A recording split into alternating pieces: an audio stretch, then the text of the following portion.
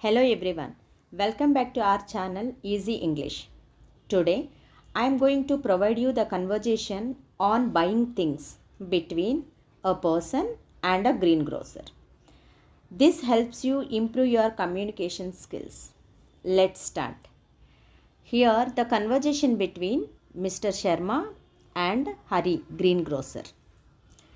We'll continue. Mr. Sharma, do you sell green vegetables? Hari, the greengrocer. Yes, sir. Sharma. Weigh a kg of spinach, cucumber, coriander, and peas. Hari. Won't you buy some tomatoes? They are fresh and juicy. Mr. Sharma. Give me half a kg of tomatoes. Please don't give me the vegetables in polythene bags. Hari. Why, sir? Mr. Sharma. The polythene bags cause pollution.